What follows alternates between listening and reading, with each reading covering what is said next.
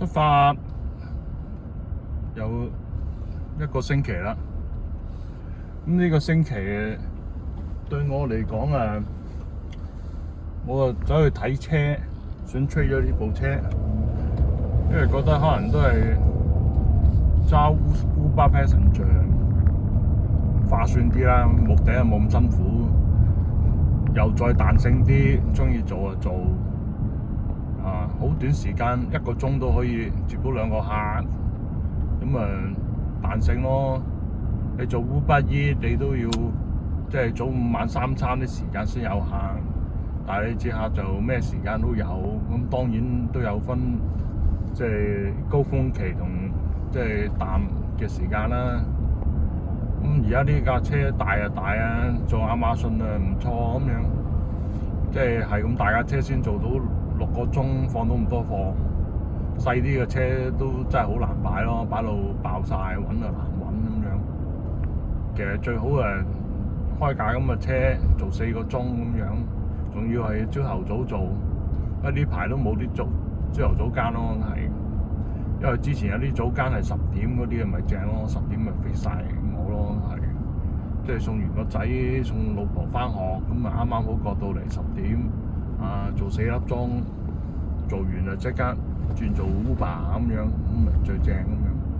咁最近呢幾日咪走去睇車，其實都睇啱咗架車㗎啦，係個價錢咯。咁諗住吹呢架換嗰架，見過2間，一間其實價都近磅嘅，應該係其實爭少少咁。另一間車行佢話佢有呢個。叫咩啊 ？demo car 即係啲人睇新車試揸下，可能都係揸10零20公里咁樣，可能都冇10公里內咁樣，可能都有幾廿人、100幾人睇過部車咁樣。一般呢啲都係 demo car 都係揸個1至3公里到啦，係諗住買架咁嘅車平3000蚊，咁睇過2間車行，一個新車嘅，咁新車可能要等1個月先有貨咁樣，咁你 demo car 即刻有啦嘛，唔使等。咁係俾人用到1公里咁，同埋試車啲人都唔會癲咗咁樣，揀到好勁，因為有個 sales 坐隔離噶嘛，咁都係就住揸咁樣，同新車差別好細嘅，但係平3000喎。咁諗住OK 啦咁樣，結果哇佢估個價估到鬼咁低咁樣，即係彈到我車一錢不值咁樣，即係有啲人都講做汽車銷售嗰啲最蠱惑最信唔過其實佢呢個套路就係解到你架車一錢不值咁樣。到時加少少錢就等住，咁你好似仲要感恩戴德多謝佢咁樣。喂，但係呢套嘢對我唔 work 第一我已經同佢講咗，我已經揾過第2間車行估個價㗎啦，我知道幾錢咁樣。咁佢覺得我拋佢嘅啫，係。咁我聽見佢報個價，即係鬧交叉佢，咁就走咯，係。佢自己係嘥佢時間，又嘥我時間啫，係。做完呢啲轉聽日可能走去另一間車行再問下啦。我一定會同佢講話，喂，我已經睇過2間車行㗎啦，架車我就係呢個款㗎啦，係個價錢咯，你俾個合理個價我咪要咯，係。唔得咪第4間車行、第5間車行，反正我覺得大把車行都有嗰隻車咁樣。咁呢個車有咩特別咧？咁一般可能電車咁樣，咁佢又係電車，又係混能車。呢個我覺得幾好喎，因為電車唔好處就係你冇充電你行唔喐㗎喎。咁混能車就係話入油又得，用電又得，咁佢2樣都有，但係價錢同個電車差唔多啫喎。哇！咁買一架車就等於有2種車用途，但係如果我好似咁頭先話揸亞馬遜咁樣，即係因為用純電車行咁啊，變咗又唔使話啊熄時開時，驚整壞個車頭咁樣。咁啊，適合揸亞馬遜咯。咁亞馬遜好處就係佢之前係真係有啲朝頭早間，即係我最正就話10點至2點，呢啲係 Uber 嘅淡季嘅時間，但係佢俾個價錢啊，即係都可能有82蚊咁樣，甚至83蚊，當82蚊啦。佢做4個鐘，其實好多時我發現2個鐘做完嘅，2個半鐘啦，冇咁牙刷啦，2個半鐘做完，做完就自己時間，架車浮到邊度都冇問題，咪做翻 Uber 接翻啲客，走翻轉頭翻屋企咯，又唔會嘥咗路途啊，所以都幾極力睇嗰部車咁樣。咁架車咩牌子？我又冇收佢廣告費，我冇人推介佢啦。不過見到佢真係唔錯喎，有兩用啊，有得充電啊，又有得雲能咁樣。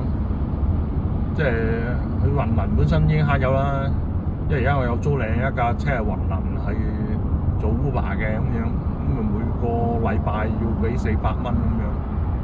上限啊，行1500公里咁樣，其實1500公里對我嚟講係夠晒㗎啦，夠㗎啦，係1500公里，你當都揾到1700蚊，上個禮拜都係差唔多1700蚊到啦。咁1700蚊大概開挨近40個鐘啦，咁其實每個鐘冇40蚊嘅，拉勻每個鐘37蚊到，但係其實差好遠嘅，即係啲繁忙時間。即係譬如話朝頭早7點至9點呢2個鐘，可能賺到100蚊嘅，即係甚至82蚊咁樣都試過82蚊。跟住另一個就係放工時間咯，5、6、7、8咯，係7啦，唔好話8啦，係5、6、7呢3個鐘。即係呢5個鐘有機會平均係做到50蚊一個鐘，咁可以做到250蚊。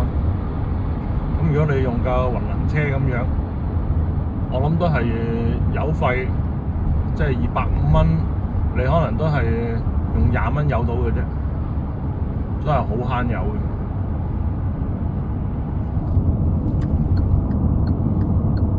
所以好似都幾抵做咁樣咯。如果用雲能車站，但係如果用我呢架咁食油嘅車，咁啊 sorry 啊，真係搞唔掂。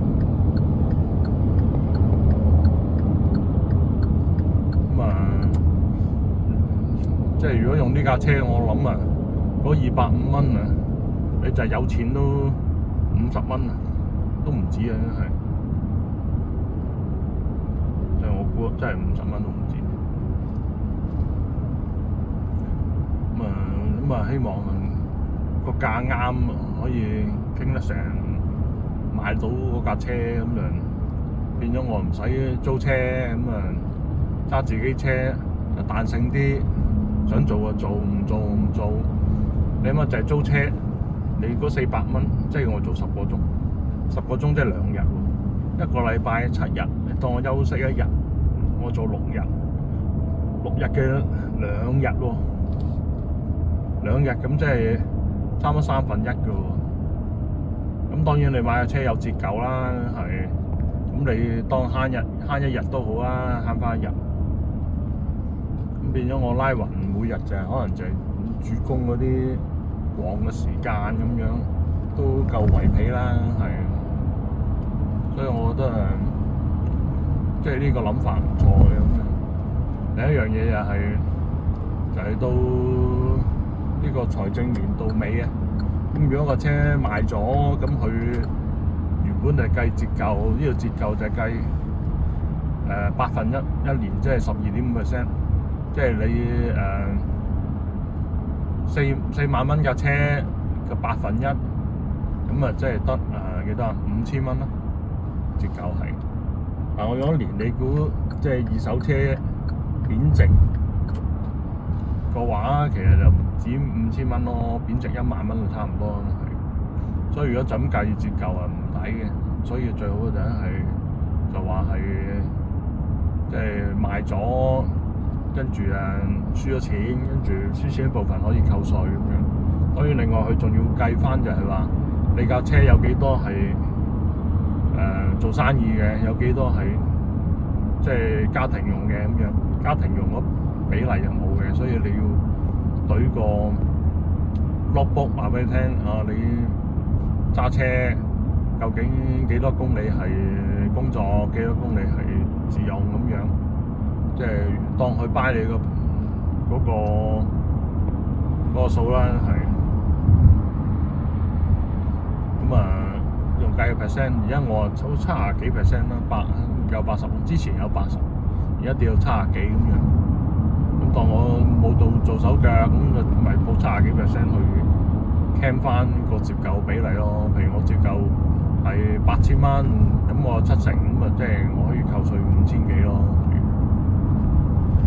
喺澳洲梗係最唔希望交好多稅啦，因為佢基本上頭18,000蚊就係免稅嘅，18,000到45,000蚊咧就交成挨近20% 稅，一個45蚊、45,000蚊以上就已經30% 稅，咁即係我每賺1蚊俾3毫子政府喎，咁梗係唔好啦，係。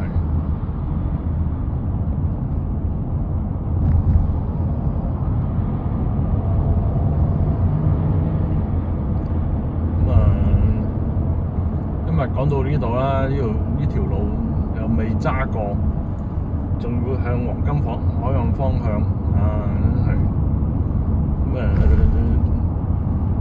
希望呢度全部 house 容易啲派，唔使應該冇apartment嘅偏遠地區